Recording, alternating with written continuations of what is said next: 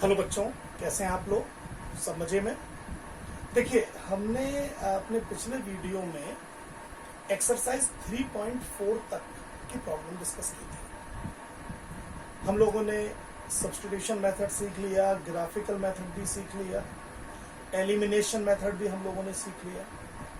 अब एक तो हम क्रॉस मल्टीप्लिकेशन मेथड को देखेंगे, हालांकि उसका हेमंत सर का एक वीडियो आप लोगों ने देखा होगा। हम भी यहाँ कुछ प्रॉब्लम सॉल्व करने की कोशिश करेंगे। इसके बाद कुछ हम ऐसी इक्वेशन सॉल्व करेंगे जो सीधे सीधे linear equation in two variable नहीं है, उनको हमें रिड्यूस करना पड़ेगा उस फॉर्म में और तब उनको सॉल्व कर पाएंगे। ठीक, फिर थोड़ी सी और डिफिकल्ट केसेस पे भी जाएंगे।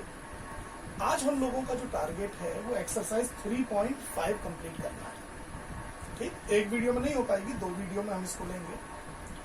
इसमें कुछ प्रॉब्लम तो इस टाइप की है जिसमें आप ये पता लगाते हैं कि यूनिक सॉल्यूशन होगा या इनफाइनाइट मैनी सॉल्यूशंस होंगे, ठीक, या हो सकता है नो सॉल्यूशन वाली कंडीशन में।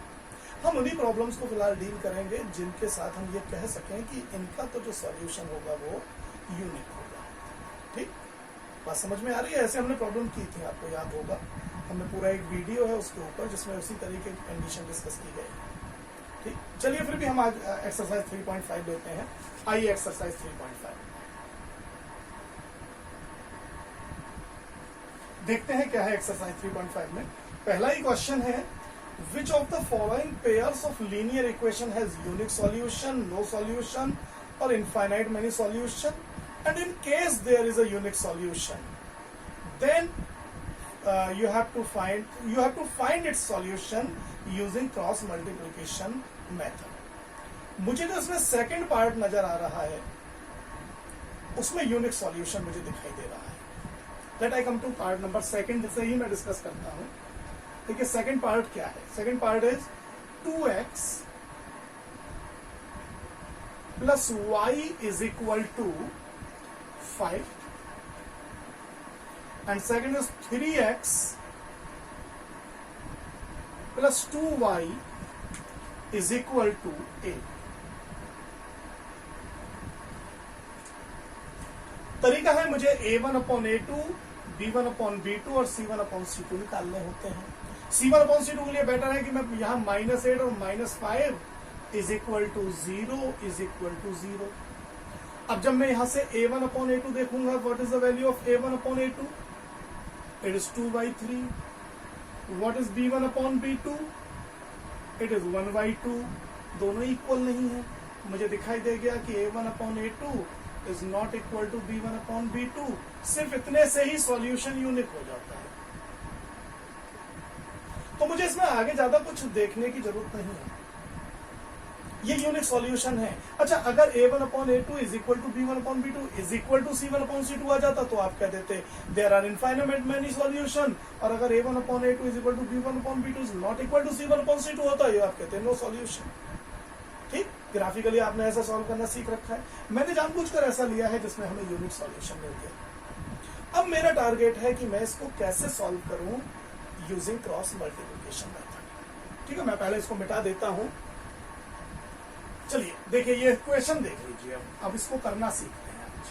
वैसे तो उम्मीद है आप जानते हैं, लेकिन फिर भी मैं एक बार डिस्कस कर रहा हूं। करने का तरीका क्या है? आप पहले लिखें x अपॉन, थोड़ी जगह छोड़ दें, y अपॉन, थोड़ी जगह छोड़ दें, 1। पहले ऐसे लिख लेते हैं। इसको सॉल्व करने का तरीका है ये। अब क्या करिए, जब x अपॉन देखें तो x वाली टर्म को छिपा दीजिए या हटा दीजिए, भूल जाइए, यहां लिखा हुआ है, बस इस पे ध्यान दीजिए। इसका कोफिशिएंट 1 ऐसे लिख लीजिए 1, इसका कोफिशिएंट 2 ऐसे 2 लिख लीजिए। ठीक है सर।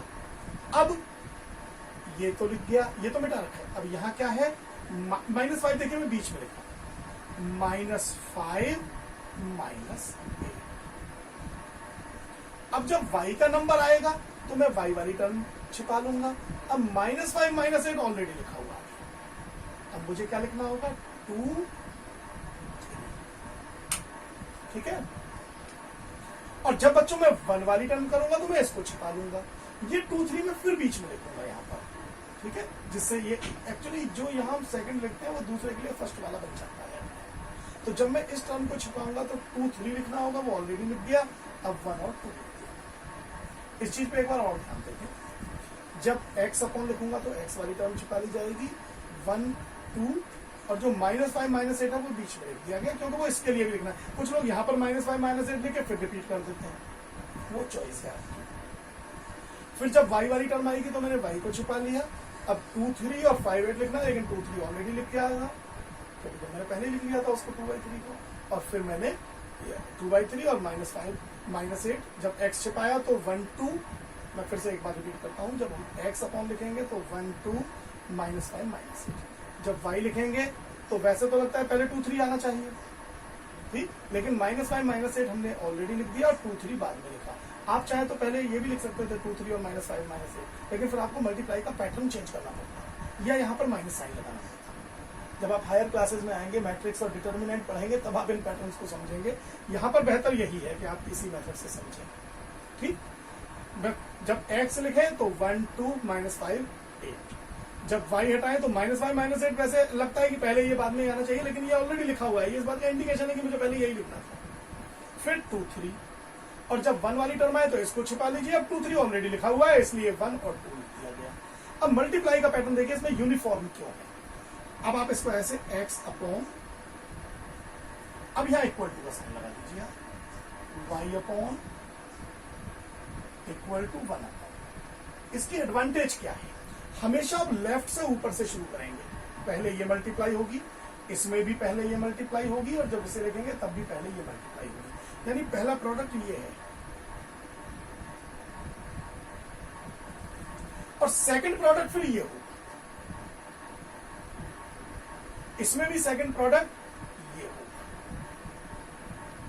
इसमें भी सेकंड प्रोडक्ट ये होगा, इसीलिए इसको क्रॉस मल्टीप्लिकेशन मेथड बोलते हैं।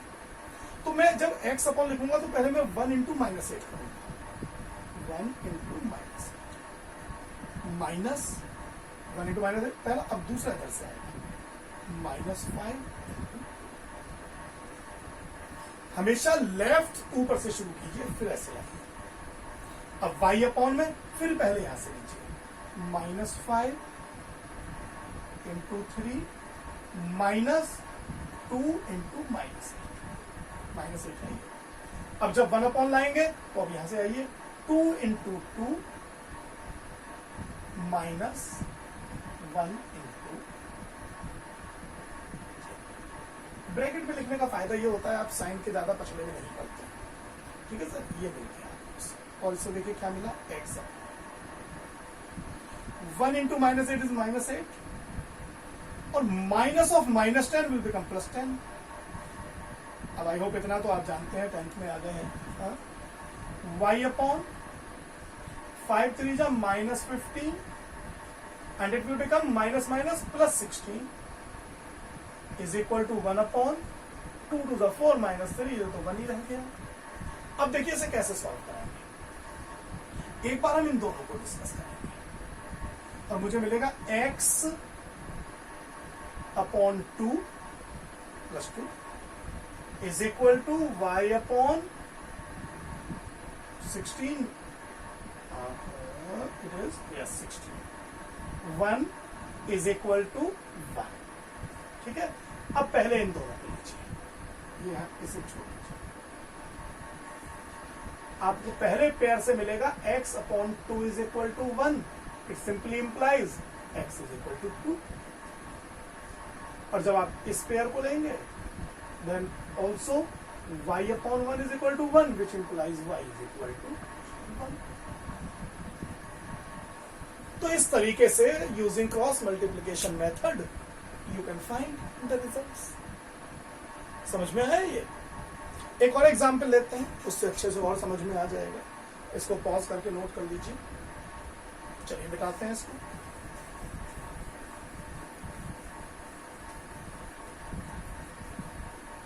ये हमें क्वेश्चन दिया गया है, क्वेश्चन नंबर 3 है ये इसका। जो क्वेश्चन नंबर 2 है, ये प्रॉब्लम हम आपसे डिस्कस कर चुके हैं। क्वेश्चन नंबर 3 देखिए, हमें एक इक्वेशन गिवन है, it is 8x plus 5y is equal to 9, 3x plus 2y is equal to 4। हमें इसे सॉल्व करना है यूजिंग क्रॉस मल्टीप्लीकेशन मेथड। तो सबसे पहला काम -9 और -4 equal to 0 is equal to 0।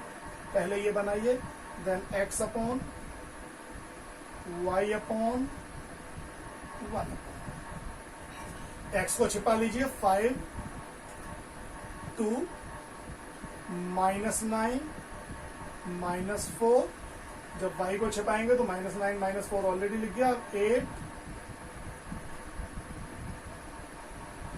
3। जब 1 को छिपाएंगे इसको तो 8 और 3 ऑलरेडी लिख गया, 5 और 2।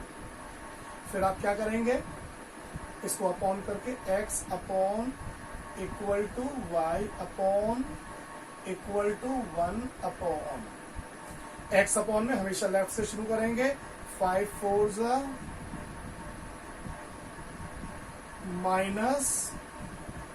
-9 इंटू 2। ओके सर, ये पहला रिजल्ट आ गया। This into this minus this into this. अब y upon this into this, -9 into 3 -8 into -4 equal to 1 upon, इधर से इधर आइए, 8 इंटू 2 -5 इंटू 3। क्या मिलेगा इससे हमें, x upon -20 plus 80 equal to y upon -27 plus 32 equal to 1 upon plus 16 -15। और फाइनल रिजल्ट क्या मिला, x अपॉन -2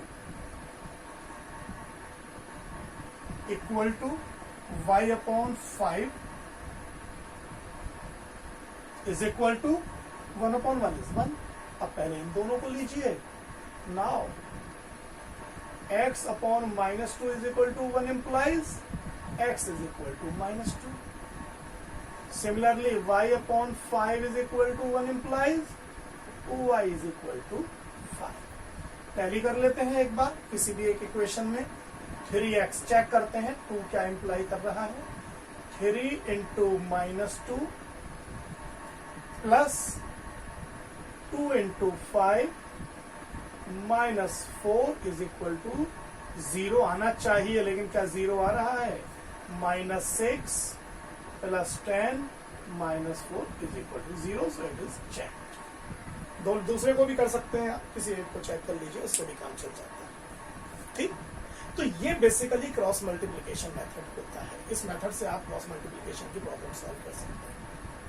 जो इससे नेक्स्ट वीडियो आएगा उसमें हम क्रॉस मल्टीप्लिकेशन से भी कर सकते हैं। वैसे नॉर्मल है, वो वर्ड प्रॉब्लम है एक्चुअली। तो हम अगले वीडियो में वर्ड प्रॉब्लम सॉल्व करने की कोशिश करेंगे। और वहाँ मेन प्रॉब्लम है आप इक्वेशन कैसे बनाएंगे। इसमें बुक में इन्होंने कहा है यू में choose any method, any algebraic method you में चूज। ठीक है, हालांकि क्रॉस मल्टीप्लिकेशन में मुश्किल प्रॉब्लम भी आती है। जब हम एक बार एनसीईआरटी कंप्लीट कर लेंगे तब हम क्रॉस मल्टीप्लिकेशन से वो डिफिकल्ट केसेस भी सॉल्व करना सीखेंगे। ठीक, लेकिन एकदम उन डिफिकल्ट पे जाना ठीक नहीं होता। ओके, अभी तो हम पहले 3.5 के जो वर्ड प्रॉब्लम है, यानी क्वेश्चन नंबर 4 ऑन वर्ड, उनको करेंगे नेक्स्ट वीडियो में। ठीक है, अभी तो आप इतना कीजिए और आप कम से कम क्वेश्चन नंबर 3 तक करने की कोशिश कीजिए सभी पार्ट को। अब तक के लिए बाय बच्चों, ओके, ऑल द बेस्ट।